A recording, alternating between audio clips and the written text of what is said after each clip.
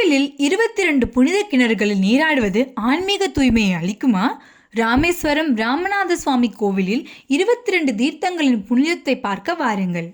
ராமேஸ்வரத்தின் ராமநாத சுவாமி கோவிலில் 12 ஜோதிர்லிங்கங்களில் ஒன்றாகவும் சார்தாம் யாத்திரையின் முக்கிய தலைமையாகவும் விளங்குகிறது. இந்த கோவிலில் உள்ள 22 தீர்த்தங்கள் பெரும்பாலும் கிணறுகளாகவும் ஒரு சில தொட்டிகளாகவும் உள் மற்றும் வெளி பிரகாரங்களில் அமைந்துள்ளன. இந்த தீர்த்தங்களில் நீராடுவது பாவங்களை போக்கி ஆன்மீக தூய்மையை அளிப்பதாக நம்பப்படுகிறது. தீர்த்த சடங்கு மகாலட்சுமி தீர்த்தத்திலிருந்து தொடங்குகிறது. இது அனுமன் கோவிலுக்கு தெற்கே அமைந்துள்ளது.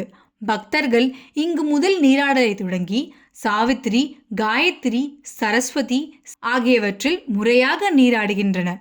இறுதியாக கொடி தீர்த்தத்தில் கோவிலின் உள்பிரகாரத்தில் சடங்கு முடிவடைகிறது. இது மிகவும் புனிதமானதாக கருதப்படுகிறது. ஒவ்வொரு தீர்த்தத்திலும் ஒரு வாளி நீர் பக்தர்கள் மீது ஊற்றப்படுகிறது.